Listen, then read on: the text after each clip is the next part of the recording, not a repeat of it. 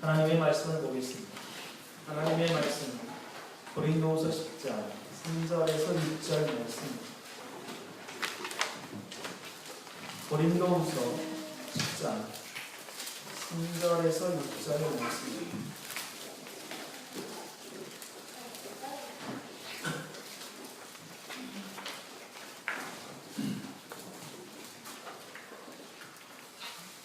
제가 봉독해 드리겠습니다.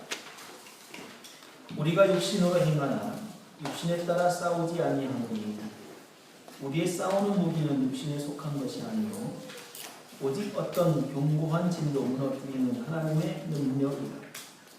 모든 이론을 무너뜨리며 하나님 아는 것을 대적하여 높아진 것을 다 무너뜨리고 모든 생각을 사로잡아 그리스도에게 복종하게 하니 너희의 복종이 온전하게 될 때에 모든 복종하지 않는 것을 벌하려고 준비하는 중에 있노라.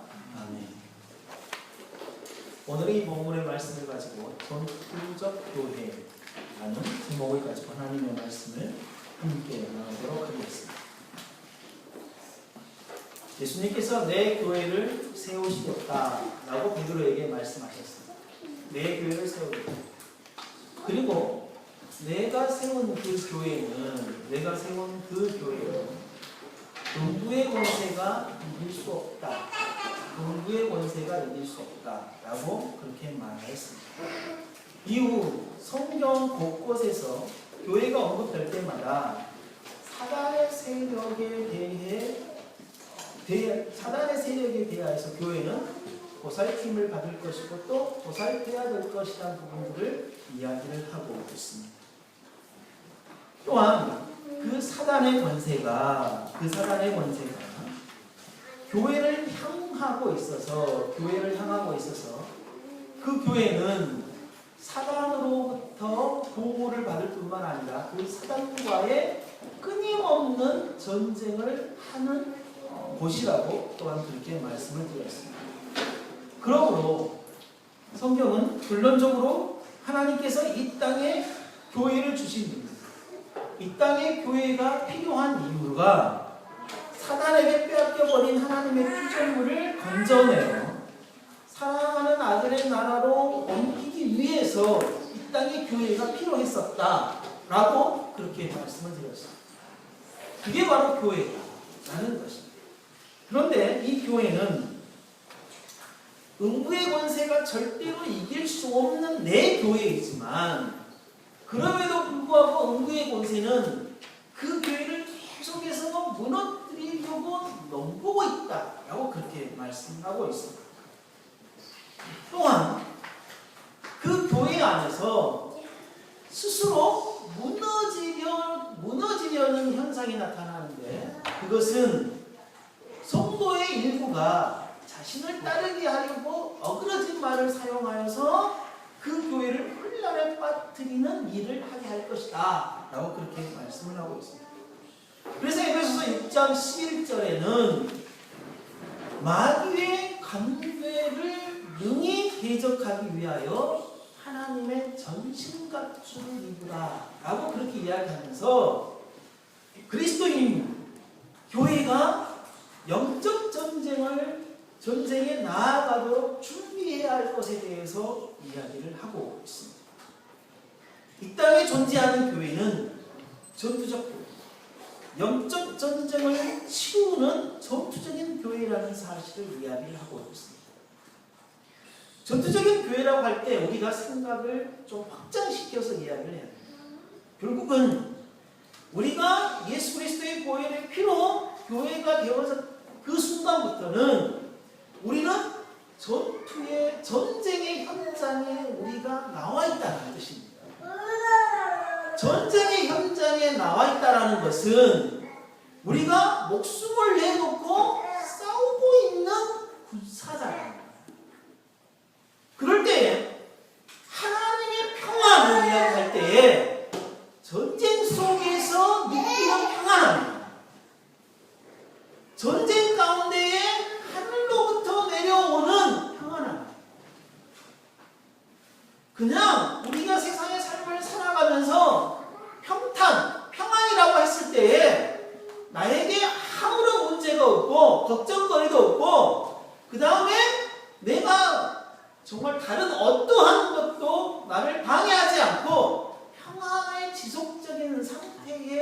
어떤 평안함을 이야기하는 거예요.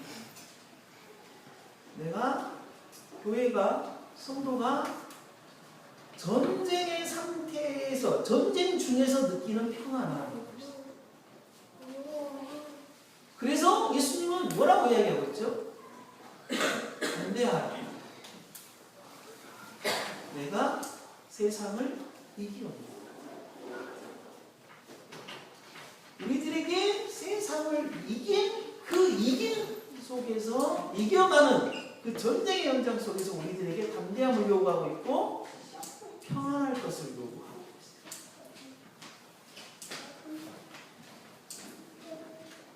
그런데 우리가 이 땅에서 전쟁을 치르는 그 대상이 사단.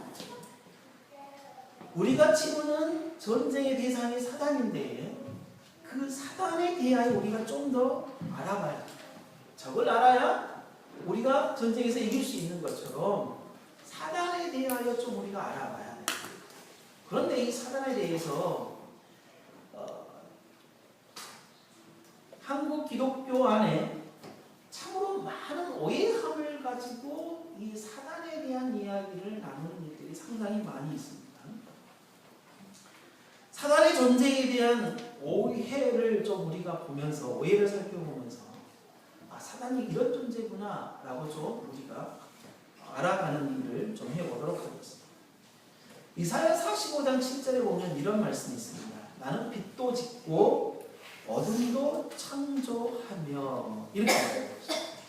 나는 빛도 짓고 어둠도 창조하며 라고 이렇게 이야기를 하고 있을 때 이 빛은 어떤 사람들은 성령을 이야기하고 어둠을 창조했다라고 했을 때 이 어둠을 무엇으로 보냐면 사단으로. 그래서 하나님이 사단을 창조하셨다라고 봐요. 그래서 창조하셨는데 어떻게 창조하셨냐면 인간보다도 좀 더 낫지만 그렇다고 해서 마음대로 막 휘젓고 돌아다니는 사단이 아니라 적당하게 창조된 이런 표현을 써요. 적당하게 창조된. 그래서 이 적당하게 창조된 사단이 누구를 다스리냐면 불신자들을 다스립니다. 그래서 하나님을 믿지 않는 불신자들을 다스리도록 적당하게 창조한. 그런데 이 적당하게 창조된 사단이 이 땅에서 어떻게 살아가냐, 어떻게 권세를 행하냐라고 했을 때 로마서 8장 말씀에 합력하여 선을 이루는 방식으로 사단이 사역을 합니다. 이거는 성경을 완전히 짜증게 하는 거예요. 성경을 완전히 짜증게 해서 사단이라는 존재가 마치 하나님의 피조물인 것처럼 그렇게 되고, 그래서 이 말은 결국은 하나님이 악을 창조했다. 그러나 그 악이 그냥 적당하게 창조되었고, 왜냐하면 이 땅에 선과 악이 공존하고 있기 때문에 이 악을 어떻게 할 거냐? 라는 설명에 대한 이야기. 그래서 이거는 지금 현대의 현대에 나온 이야기가 아니라 아주 오래전에, 한 1500년 전에 이미 이런 이야기가 다 나왔어요. 2000년, 3000년 전에 이야기가 다 나와요. 플라톤, 아리스토텔레스, 소크라테스가 살기 이전부터 이런 이야기가 나왔어요. 이런 이야기. 어떠냐면 선이, 이 땅에 선한 거는 하나님이 창조하고 이 땅에 악한 거는 사단이 창조했다라는 이분법적인 논리들이 이야기를 아주 오래전부터 한 이야기입니다. 두 번째로는 어떤 생각을 하냐면, 하나님을 이길 수는 없지만, 사단이 하나님을 이길 수는 없지만 하나님과 거의 동등한 위치에서 어떤 동등한 힘을 발휘하는 거죠. 독립적으로 사단이 움직이는 것처럼 그렇게 이야기를 하고 있습니다. 사단이라는 존재를 굉장하게 좀 이렇게 큰 어떤 하나, 이 세상에서 큰 어떤 하나의 세력을 형성하고 있는, 그리고 그 세력의 중심의 축처럼 생각하는 경향이 있습니다. 그런데요, 하나님께서 창조하신 세상이 실제 그렇죠. 하나님께서 창조하신 세상은 선하게 창조하였고, 물론 그 사단이 하나님의 피조물들을 자신의 지배 아래 둔 건 사실이에요. 그러나 예수 그리스도가 오셔서 뭐라고 이야기를 하고 있냐면, 누가복음 10장 18절에 예수께서 이르시되 사단이 하늘로부터 번개같이 떨어지는 것을 내가 보았다. 그렇게 이야기합니다. 이렇게 예수 그리스도가 이 땅에 오시면서 사단은 예수 그리스도의 권세 아래, 그러니까 예수님에게 완전히 패해가지고 예수님의 권세 아래 눌려있는 거예요.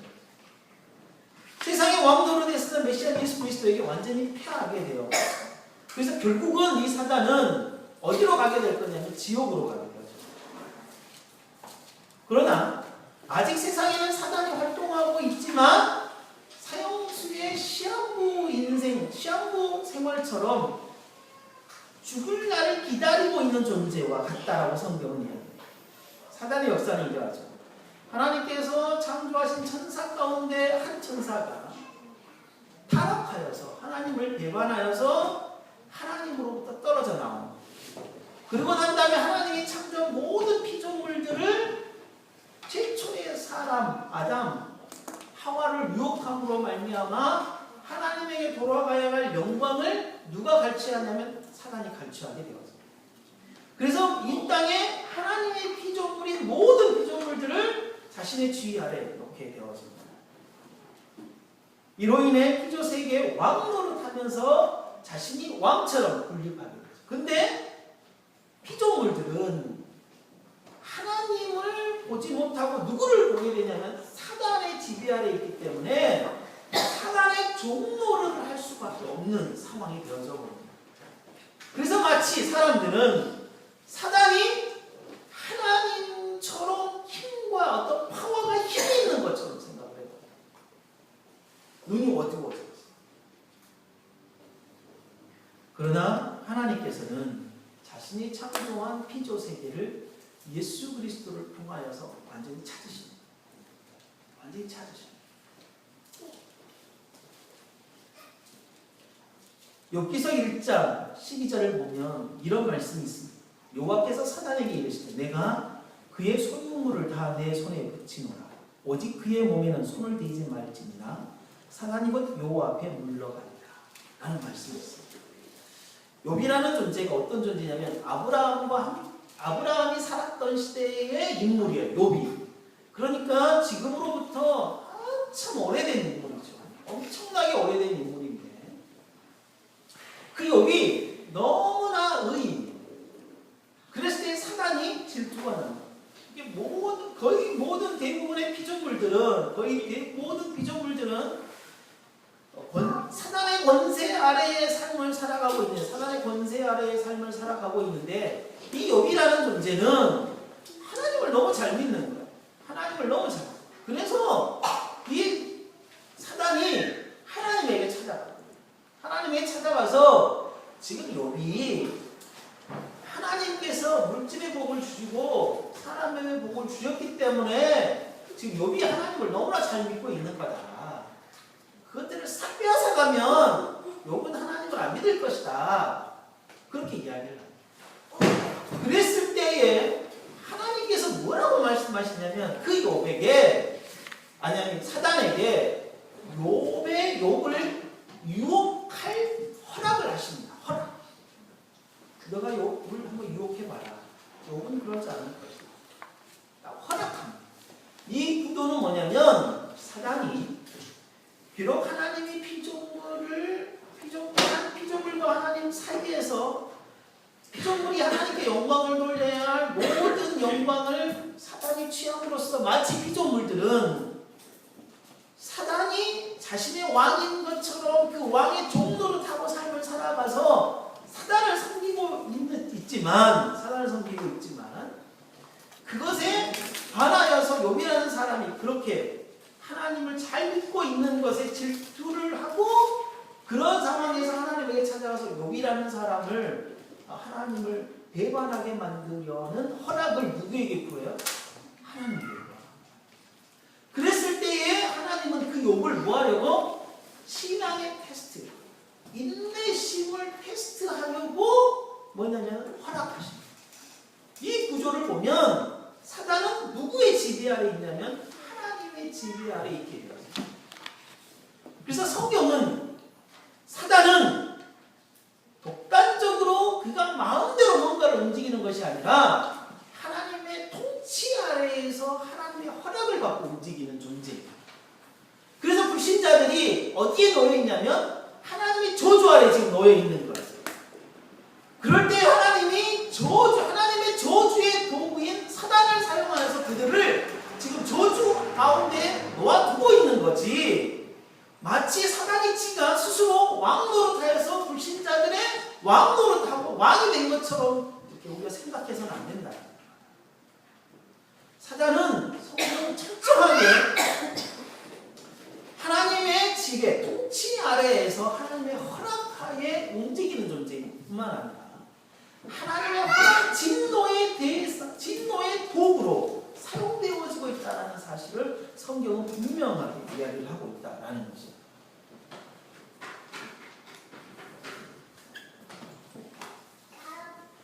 왜냐하면 왜 이 사단의 존재에 대한 부분들을 우리가 이야기를 해야 하냐면 사단이 어떤 존재이냐 라는 그 존재에 대하여 어떻게 아느냐에 따라서 그 사단을 대하는 방식이 달라져요. 사단을 어떤 세력이 한 큰 축, 하나님과 좀 동등한 개념에서 한 축으로 생각을 한다면 이 사람은 좀 사단에 대하여서 좀 두려움을 갖고 삶을 살아가는 그렇지 않고 하나님의 지배 아래에 놓여있는 사단, 단순하게 하나님의 허락하에 움직이는 사단이라고 생각을 한다면 이 사람은 누굴만을 바라보게 되는 거예요? 하나님만을 바라보게 되어집니다. 하나님만을 바라봐야만이 사단의 유혹과 미혹으로부터 승리할 수 있습니다. 근데 이 사단은 끊임없이 교회를 넘어뜨리려고 하고 불신자들이 하나님을 믿지 못하도록 계속해서 교란 작전을 펼치거든요. 이 전쟁 가운데. 그래서 성도들은 마지막 죽는 날까지 치열한 영적 전쟁을 해야 되는데 어떤 부분에서 영적 전쟁을 치료하냐면 사단은 크게 두 가지의 트랙을 사용합니다. 그래서 두 가지의 공격 루트가 있어요. 첫 번째는 직접적인 공격 루트로 사용하는데 그게 뭐냐면 우리 각자 자신들에게 직접적으로 공격합니다. 두 번째는 뭐냐면 간접적인 공격 루트를 사용하는데 나 말고 내 환경의 주변 사람들을 주변 사람이나 주변 환경들을 통하여서 나를 공격하게 됩니다. 직접적인 루트는 우리의 내면에 작용하고 있는 성도의 생각이나 감정, 의지를 원천적인 어떤 그 원인을 공격하려는 경향이 상당히 있어서 공격을 해서 그 사람의 근본적인 마음부터 하나님을 불신하도록 하게 만듭니다. 간접적인 공격을 사용해서는 사람으로 하여금 하나님을 믿는 것이 창피하고 하나님을 믿는 것이 좀 이렇게 껄끄러운 환경과 여건으로 만들게 해버립니다. 이 외부적인 공격은 우리가 다음 주에 좀 더 세밀하게 알아보도록 하겠습니다. 성도는 끊임없이 죄와 싸우는 전투적인 교회라고 말씀을 드렸습니다. 사단의 공격의 목적은 결국 성도를 넘어뜨려서 미혹해서 하나님을 배반하여 하게 하는 것입니다. 사단의 공격의 시간은 방금 말씀드린 것 같이 내면적인 공격, 외면적인 공격에 있어서 쉴 새 없이 끊임없이 공격하는 것이 사단입니다. 그래서 어떤 특정한 시간에 사단이 공격하는 시간이 있다든지 사단이 집중적으로 공격하는 시간이 있다. 그러지는 않습니다. 사단은 아주 끊임없이 우리들에게 공격을 합니다. 그렇다면 사단이 우리들을 공격하는 방법이 무엇인가? 우리들을 공격하는 방법은 계시록 12장 9절 말씀에 이렇게 이야기를 하고 있습니다. 계시록 12장 9절 말씀에 마귀라고도 하고 사단이라고 하는 온 천하를 꿰는 자가 땅으로 내어 쫓기나 이렇게 이야기하고 있습니다. 쫓기니. 그러니까 마귀라고도 하고 사단이라고 하는 이 말을 잘 이해를 하면 이런 말이겠죠. 마귀하고 사단이고 사단이고 마귀구나. 그렇죠? 근데 이제 우리 한편에는 어떤 말이 있냐면 사단은 대장, 어둠의 권세의 대장이고 마귀는 그 아래에 있는 쫄자들이다. 근데 이 말씀은 사단이라고도 하고 마귀라고 하고 사단과 마귀가 동등한 인물입니다. 동등한 존재인 거죠. 그러니까 그 개념이 잘 안 맞는 거예요. 사단 그 아래에 마귀 졸개들. 이 개념은 성경적인 개념이 아닌 거겠죠. 그렇다면 사단이라는 존재가 그냥 있는 거예요. 마귀라고도 하고 사단이라고 하는 존재가 그냥 있는 거예요. 그렇죠? 그가 어떤 방법을 사용하냐면은 온 세상을 꿰려 하는 거예요. 꿰다라는 것은 속임수를 써요. 이런 뜻이에요. 그러니까 속임수를 써서 우리들을 미혹하고 넘어뜨리는 일을 주로 한다 이 말이에요. 그 방법에 있어요. 그래서 요한복음에서 예수님은 이 사단을 뭐라고 이야기를 했냐면 거짓말쟁이 그리고 거짓의 아비라고 한 거예요. 거짓말쟁이, 거짓의 아비. 그런 의미에서 사단의 공격은요, 간접적이든 직접적이든 공격에서 그러한 공격이 성경에 나왔을 때 무엇을 주로 이야기를 하냐면요, 오늘 본문 고린도후서 10장에는 무엇을 이야기하고 있냐면 견고한 진. 이 견고한 진은요, 정말 굳을 대로 굳은 사상이에요. 그 다음에 모든 이론, 그 모든 이론을 뭐냐면은 사단이 만들어요. 우리가 그것을 무너뜨려야 합니다.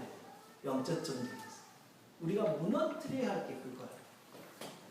견고한 진, 모든 이론, 하나님을 아는 것을 막는 모든 것들, 그러니까 교만, 그것들을 우리가 무너뜨려. 그러니까 사단은 이미 우리들에게 뭐를 만들었냐면 속임수라고 했을 때요, 우리가 어떤 물건을 가지고 속인다든지 어떤 힘 가지고 속인다, 그렇지 않잖아요. 혀로 속이잖아요. 그러니까 우리들에게 하나님의 말씀과 비스무리한 것. 그래서 최초의 사람인 하와를 공격할 때에 사단이 사용하는 방법이 뭐예요? 말씀과 비슷한 이론이에요. 죽을까 하노라. 죽을까 하노라. 먹는 날에는 점점 죽으리라는 말씀을 죽을까 하노라라고 말을 바꾼 거예요. 또 다른 하나의 사상을 내놓은 거예요. 그럴 때 영적 전쟁에 대한 오해함이 참 많은 거죠. 뭐냐면 마치 그런 거죠. 어떤 파워로 생각하는 거예요. 파워 게임. 사단은 어떤 큰 세력으로 규정을 하고 어떤 힘, 파워로 규정을 하고 우리가 그것을 마치 밀어내는 것처럼 그것을 어떤 물리치는 것처럼 영적 전쟁을 생각합니다. 그래서 어떤 사람들은 사단의 세력을 본대요. 그리고 느낀대요.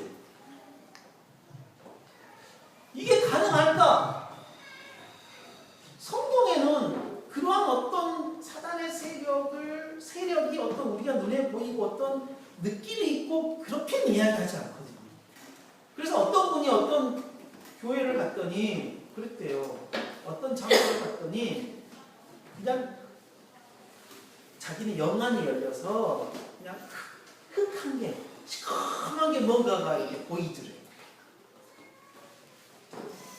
그래서 이 교회는 안 되겠구나 하고 고개를 절레절레 흔들고 갔대요. 제가 고등학교 2학년 때 교회 전도사님이 오셨어요. 그 전도사님의 말씀이 너무 명쾌했고 너무 확신이 있었고 야 정말 대단한 분이다. 고등학교 2학년에서 그때 당시에 그랬어요. 근데 그 전도사님이 그 교회에 많은 문제가 있었는지는 모르겠어요. 제 모교인데 많은 문제가 있었는지 모르겠어요. 제가 어려서 고등학교 2학년밖에 안 돼서 몰랐어요. 그때는 오직 교회의 어떤 일이나 문제 그거보다는 가기만 하면 노는 게 목적이었으니까 그래서 참 재밌게 노는 게 목적이어서 그건 잘 몰랐어요. 근데 이 전도사님 눈에는 이 교회가 너무나 아파 보였나 봐요. 그래서 우리들에게 설교를 하시고 이렇게 설교하셨어요. 내가 토요일날 오후에 와서 기도를 하는데 갑자기 교회 안으로 험한 이게 지금 이제 기도 가운데에 있는 거예요. 기도 가운데에 어떤 시커먼 그리고 아주 무서운 어떤 존재가 교회 안에 들어오더라. 그럴 때 내가 정말 이 영적 무장을 하고 성령의 그 칼을 꺼내들고 그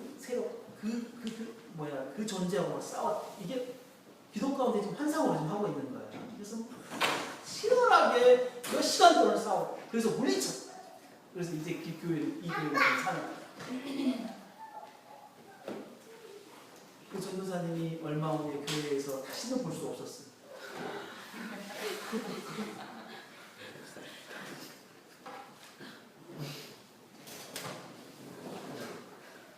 처녀 귀신, 달걀 귀신, 그리고 뭐 드라큘라.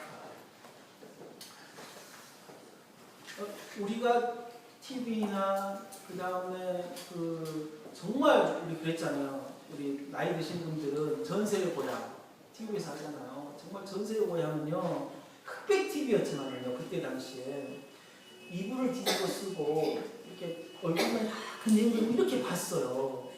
무섭기 때문에. 그래서 귀신이 막 나올 만한 장소에서는 탁 잡고 좀 지날 것 같으면 탁 누굴 가지고 있어요. 이렇게 하고 그렇게 봤죠. 그러한 우리의 어떤 정서적인 문화나 그 문화 속에는요 귀신이 눈에 보이는 거예요. 귀신이 어떤 힘이 있어서 직접 해코지하고 우리가 좀 잘못하면 귀신을 좀 건들면 귀신이 막 우리에게 뭔가를 막 안 좋은 걸 주고 질병을 주고 막 이런 것처럼 우리의 문화가 그랬거든요. 근데 실제 그것이 진짜인 것처럼 뭐냐면은 우리가 그렇게 생각하고 있는 거예요. 사단이라는 존재를. 그래서 직접 우리들에게 뭔가를 해를 가한다든지 뭔가를 한다든지 막 그런 것처럼 생각한다는 거예요. 보세요. 사단이 욥을 시험하기 위해서 왔어요. 근데 하나님이 뭐 하라죠? 욥의 다른 건 다 빼앗아갈 수 있다. 그럼 욥이 뭐 하는 거죠? 욥의 무엇을 건들지 마라? 생명을 건들지 마라. 왜? 하나님의 백성은 이길 수가 없다니까요. 어떻게 건들 수가 없어요. 또 하나, 그 욥이 그 사단이라는 어떤 사단이라는 존재를 생각하고 영적 전쟁을 치를 때에 막 어떤 힘, 파워 이런 것들 개념을 가지고 막 싸우던가요? 성경에? 무엇과 싸우죠? 사상과 싸워요. 사상과 싸운다는 말이에요. 속임수로 싸워. 속임수에 넘어가지 않으려고 부단하게 싸운다니까요. 우리가 영적 전쟁이라고 했을 때에 어떤 큰 힘이나 어떤 막 그렇게 생각하지 말라는 말이에요. 사단은요 영적 존재예요. 영의 존재다 이 말이에요. 눈에 보이지 않아요. 우리가 SF 영화를 너무 많이 봐가지고 SF 영화가 특히 사랑과 영혼 혹시 알아요? 사랑과 영혼이라는 기점으로요 이 귀신에 대한 개념이 바뀌었어요. 그 전에 귀신은요, 현상에 있는 물건을 잡을 수가 없었고요, 터치할 수가 없었어요. 근데 그 사랑이라는 영혼에서 뭐 했냐면은 그 귀신이라는 존재가 세상의 물건인 동전을 터치하는 거였어요. 엄청나게 노력을 해가지고 주인공이. 그래가지고 위험을 알리죠. 그래서 마치 이 세상의 존재, 이 세상에 있는 물건을 사단이 막 건들 수 있는 것처럼. 영적인 존재가 어떻게 물건을 만져요? 눈에 보여요. 그럴 수 없거든요. 사단이라는 존재와 방식은 이야기했던 것처럼 이런 단순한 무식한 이런 방법을 사용하지 않고요, 훨씬 더 정교한 사상의 방법을 사용해서 우리를 공격하는 거예요. 그럼에도 불구하고 우리는 예수 그리스도가 내 교회를 세우니 음부의 권세가 절대 이길 수 없다라는 그 말씀을 딱 붙들고 있어야 돼요. 정말 더 정교한 사상의 방법으로 우리를 공격하지만 내가 예수 그리스도의 보혈의 피로 교회가 되어졌다면, 예수님의 교회가 되어졌다면 나는 결코 넘어질 수 없고 결코 패할 수가 없다. 사단은 내가 예수 그리스도의 말씀만을 따라 삶을 살아가야겠다. 이런 확신을 딱 가져야 됩니다. 또 영적 전쟁에 대한 오해는 뭐냐면, 어떤 거는 영적인 것, 어떤 거는 육적인 것, 악한 것, 사단이 지배하는 것, 딱 두 개로 나눠요. 그래서 그렇죠. 교회 행사나 어떤 집회나 그런 부분들에 있어서 막 다른 성도들 열심히 내고 막 그러는데 본인은 직장 때문에 못 가요. 그럼 뭐라고 이야기해요? 저것이 세상 것에 빠져갖고 교회 일을 열심히 하고 막 그런다는 거예요. 이거는 성경에 없는 이야기를 가지고 말이야. 성경에 없는 이야기. 얼마 전 세월호 사건 위에 노란 리본을 단 게 있었죠. 한 기독교 분류 안에서는 그 노란 리본이 샤머니즘적인 행위다. 어떻게 기독교인들은 이걸 안 갖는다 뭐 이렇게 얘기해요. 무식해도 정말 무식할 수가 없어요. 왜냐하면요, 그냥 문화인 거예요. 그 문화. 샤머니즘의 어떤 영향을 받아서 만들어낸 그 사단이 교묘하게 만들어낸 어떤 방법이 아니라요. 그냥 인간이 살아갈 때에 그냥 인간의 한계점에 도달해서 그냥 만들어낸 문화 중에 하나. 기원이라는 단어를 썼다고 해서 이 기원이 승려가 때는 샤머니즘적인 어떤 방식, 기원한다 할 때 그 기원이라는 단어를 썼기 때문에 바로 샤머니즘적인 것이다 라고 생각합니다. 근데 이 기원이라는 단어는 그것으로만 사용되는 게 아니라 이거 성경에 안 나와 있어요. 기원은요. 그래서 성경에 안 나온 이 단어를 가지고 사용을 해서 그랬다고 해서 그럼 방금처럼 저기서 그냥 확 눈이 탁 들어갈 때 사단의 계략이 이렇게 이야기를 해버릴 수 있다는 거예요. 정적인 이야기하는 거 생각하시고. 그래서 그 세상에 우리가 살아가는 데 있어서 인간이 만들어낸 문화를 전부 다 기독교 문화가 아니면 전부 다 샤머니, 사단이 만들어낸 문화라고 생각해 버리는 거예요. 그건 절대 그렇지 않습니다. 절대 그렇지 않아요. 이 세상은 절대 이분법적으로 탁 나누어서 이야기할 수가 없어요. 이분법적으로 나누어서 생각할 수 없어요. 지금 현대 이 교회가 하나님이 예수 그리스도의 보혈의 피로 말미암아 세운 이 교회가 얼마나 사단의 종들을 타고 있는지 알아요? 그러잖아요. 선하게 하나님께서 정말 당신의 보혈의 피로 정말 그 값을 치르고 세운 이 교회가 오히려 사단의 종으로 타는 경우도 있다니까요. 그렇지 않겠어요? 어떤 때는 하나님을 믿지 않는 사람들이요, 정말 선하게 삶을 끝까지 살다 죽은 사람도 있다니까.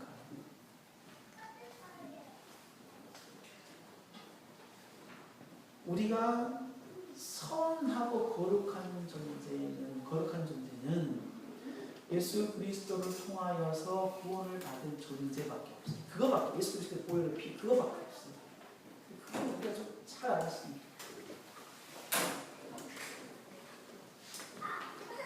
그래서 사단이라는 존재를 이런 식으로 대하고 영적 전쟁을 이런 식으로 치르는 사람들은 정말로 불안해하는 인생을 살아갑니다. 그래서 그분들은 또 심지어 어떻게 이야기를 하냐면 이렇게 이야기를 합니다. 지옥 있죠, 지옥. 지옥은 그 지옥에서 누가 왕이에요? 사단이 왕이죠. 아니에요. 지옥은 사단이 왕이 아니에요. 지옥은 사단이 다스리는 나라죠. 아니에요. 근데 어떤 분들이 이렇게 이야기하죠. 이 세상에서 사단이 자신의 나라인 지옥으로 끌고 가려고 막 사람들을 유혹합니다. 그래서 지옥에서 사단이 영원토록 왕 노릇해서 하나님을 믿지 않는 사람들이 지옥 가가지고 거기에서 사단의 종로를 영원토록 하고 사는 거예요. 아니에요. 성경에서 이야기하는 지옥은요, 계시록 20장 10절을 보면요, 또 그들이 미혹하는 마귀가 불과 유황 못에 던져지니 거기는 그 짐승과 거짓 선지자도 있어 세세토록 밤낮 괴로움을 받으리라. 왕노릇을 하는 것이 아니라요, 하나님의 저주의 장소인 지옥에서 하나님 지배하에, 통치하에 뭐예요? 저주를 영원토록 하는 것이다. 거기서 왕노릇을 하는 것이 아니에요. 사람이 저주를 받는, 누구와 함께? 하나님을 믿지 않는 불신자들과 동등하게 저주를 받는 거죠. 괴로움을 받는 거죠. 그러니까 이 세상에서 사단들이 돌아다니면서 자기 나라로 끌고 갈 사람들을 모집하고 있는 것처럼 이야기하는 건 안 맞는 거예요. 이거는 우리 유교적 사상, 우리 신앙적인 불교적 극락과 지옥이라는 개념에 들어있는 거예요. 그래서 그 힌두교, 유교 개념에서도 역시 마찬가지예요. 지옥은 사단들이 사람들을 들여가지고 막, 저번에 화순에 있는 서남사죠. 서남사 갔더니요, 그 서남사 벽의 벽화에 역시 그런 그림이 그려져 있어요. 마귀들이 막 사람들을 끌고 와가지고 유황불에 집어넣고 막 괴롭히고 그런 장면, 그게 지옥이라는 거예요. 불교가 생각하는 개념. 아니에요. 그게 그렇게 이야기를 하면 성경의 이야기가 아니라 불교의 이야기예요. 힌두교 이야기. 성경의 지옥은 그 마귀도 그리고 하나님을 믿지 않는 자도 동등하게 하나님의 저주를 계속 받고 있는 거예요. 그게 지옥입니다. 영적 전쟁은요, 두 가지 측면에서 전쟁이 나옵니다. 내면적인 전쟁과 그 다음에 외적인 전쟁. 오늘은 내면적인 전쟁에 대한 부분들을 좀 더 나누겠습니다. 여러분, 예수 그리스도를 통하여 구원을 받은 사람과 구원을 받지 못하는 사람의 차이점은 뭐가? 본질적인 차이점. 무엇이 예수 그리스도를 믿는 사람들의 삶을 살아가는 방식이나 목적이나 그 다음에 추구하는 거나 예수 그리스도를 믿지 않는 사람들이 추구하는 것의 목적, 살아가는 방식, 그것들의 가장 키워드가 뭘까요? 거룩입니다.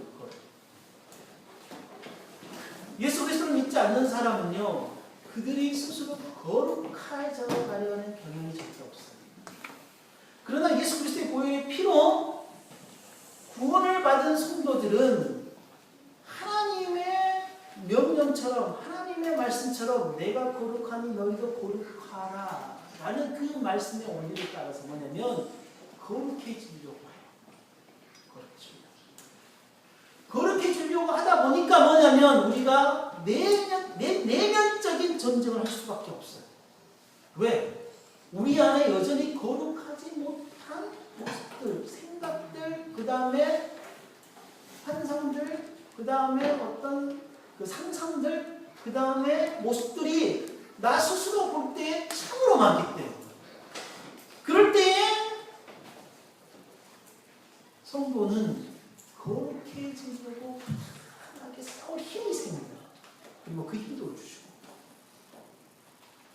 그래서 그 거룩해지려고 싸우는 이 전쟁이 영적 전쟁이에요. 내면적 전쟁.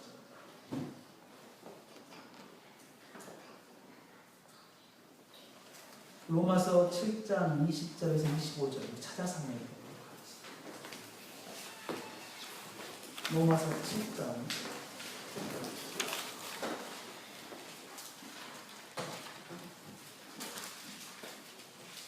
20절에서 25절 같이 한번 읽도록 하겠습니다. 로마서 7장 20절에서 25절 읽겠습니다. 시작.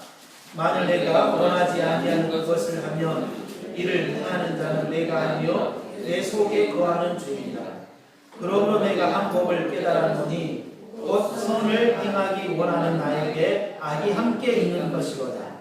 내 속사람으로는 하나님의 법을 즐거워하되 내 지체 속에서 하는 법이 내 마음의 법과 싸워 내 지체 속에 있는 죄의 법으로 나를 사로잡는 것을 보는도다.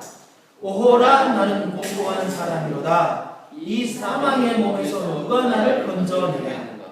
우리 주 예수 그리스도로 말미암아 하나님께 감사하리로다. 그런즉 내 자신이 마음으로는 하나님의 법을 육신으로는 죄의 법을 섬기노라. 바울도 철저하게 이 무슨 전쟁을 치르고 있냐면 내적인 영적 전쟁을 치르고 있는 것을 얘기를 하고 있습니다. 자기가 한 법을 깨달았고 그 한 법이 뭐죠? 내 안에서 내 마음에서 죄의 법과 성령의 법이 싸우는 거예요. 하나님으로 말미암아 거룩해진 내 본성이 거룩해진 내 새로운 어떤 이 피조물이 하나님의 거룩의 법을 따라가려고 막 하지만 죄로 오염된 내 본성이, 내 양심이 정말 그것을 편하게 막고 있다. 그래서 성령의 법과 죄의 법이 내 안에서 싸워요. 내 안에서 싸워요.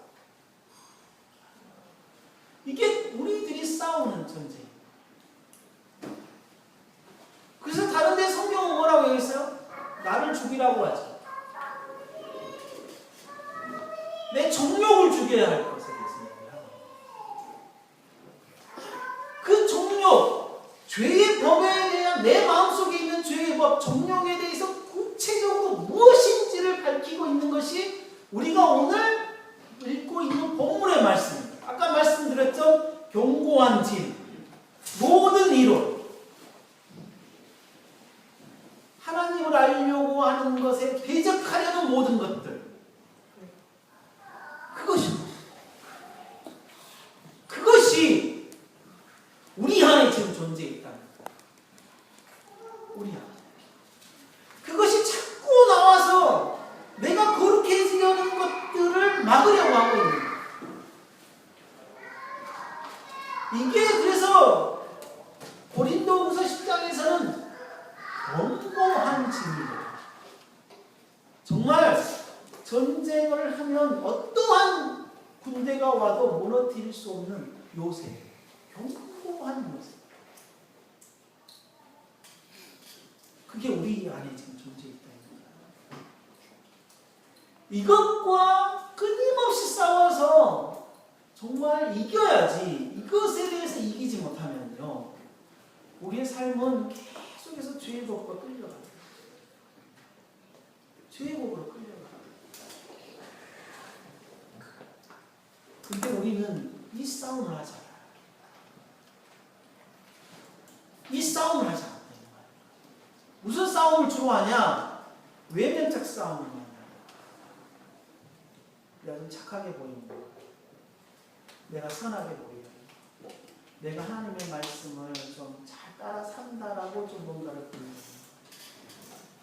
좀 내가 거룩한 모양을 좀 가지려는 거. 이게 우리들의 어떤 싸움의 모습이에요. 그것에 신경을 좀 많이 써요. 그렇지 않아요? 내면적 전쟁에서 승리하지 못하면 우리들의 상태가 하나님을 믿는 그 상태 그대로. 공동 번역이라는 이 성경의 번역본이 있거든요. 카톨릭에서 사용하는 이 번역을, 이 구절을 어떻게 이렇게 이야기하고 있습니다. 우리는 잘못된 이론을 무찔러 버리고 하나님을 아는데 장애가 되는 모든 오만을 쳐부수며라고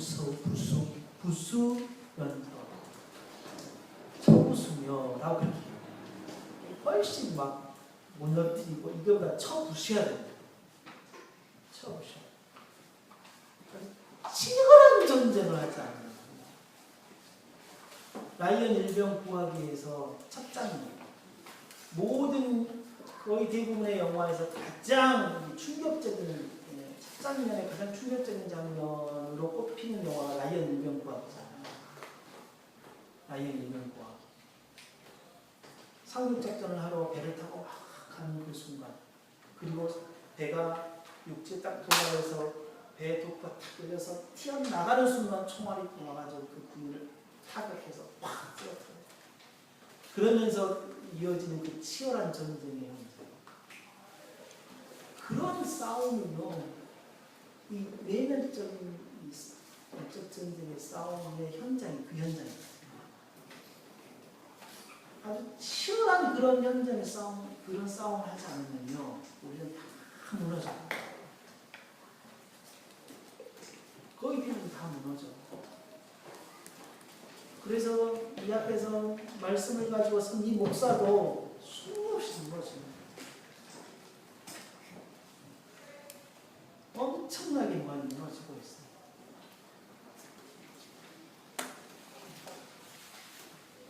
오늘 본문에서 이러한 것들을 뭐라고 이야기하냐면, 우리 내면적 영적 전쟁의 목표가 뭐냐면, 이러한 것들을 사로잡아서 딱 포박해가지고 그리스도에게 복종시키는 거예요.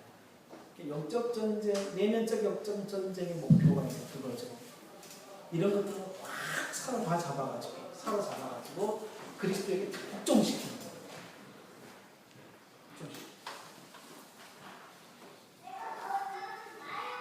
이제 그거를 구체적으로 어떻게 할 거냐? 어떻게 할 거냐? 다음 시간에 그 부분은 좀 더 나눠야 됩니다. 왜냐하면 시간이 많이 소요될 거예요. 그리고 오늘 본문에서 한 가지 이야기하고 있는 게 뭐냐면, 이렇게 내면적 전쟁에 대한 치열한 싸움이 언제까지 할 거냐? 죽을 때까지 해야 됩니다. 그게 10절 말씀이죠. 너희의 복종이 온전하게 될 때, 너희의 복종이 온전하게 될 때는 이게 죽을 때입니다. 죽을 때. 너희의 복종이 온전하게 될 때가 죽을 때. 그때까지 우리가 치열한 싸움이 나가요. 치열한 싸움. 교회는 거룩한 하나님의 백성입니다. 그러므로 교회는 거룩함을 유지하기 위해 지속적으로 내 안에 있는 죄의 것과 싸울 수밖에 없습니다. 이것이 곧 전투적인 교회의 모습입니다. 그러므로 우리의 전투적인 적인 사단과 싸움을 피할 수 없는데, 사단은 우리의 내면적인 공격, 우리의 내면에 정말 교묘한 이 공격을 해오는데, 하나님께서 우리들에게 그 교묘한 전쟁을 하도록 이미 우리들에게 있는 이 견고한 진, 모든 이론, 하나님 아는 것을 대적하여 높아지려는 모든 것, 이런 것들과 편하게 죽을 때까지 싸워야 할 것에 대해서 이야기를 하고 있습니다. 그러므로 성도가 살아가는 세상을 살아가고 또 우리가 성도로서 살아간다는 것은 전쟁의 현장에 우리가 살아가는 것이다 하는 것입니다. 그리고 우리에겐 나 혼자 이러한 전쟁에 참여하는 것이 아니라 함께 싸우는 동역자가 있는 것이다. 그것이 바로 이 언약 공동체입니다. 이 언약 공동체는 영적 전쟁의 지휘본부와 같은 것입니다. 지휘본부와 같은 것입니다. 그래서 이곳에서 무기를 지급받고 이곳에서 휴식을 취하며 어떻게 싸워야 할 것에 대한 훈련을 받는 것입니다. 그리고 함께 싸울, 목숨을 함께 내놓고 싸울 동역자들과 정말 목숨을 나누는 삶의 현장인 것입니다. 이 언약 공동체가 교회 성도들과 자신과의 싸움을 하고 지휘본부가 될 수 있도록, 그리고 지휘본부로 활용하시고 서로 동역자로서 의지가 됨으로써 끊임없는 전쟁의 현장에서 서로 정말 붙들어주고 그리고 부축해주고 정말 협력하여서 영적 전쟁에 나아가는 그런 귀한 곳이 되시길 바랍니다. 함께 기도하겠습니다.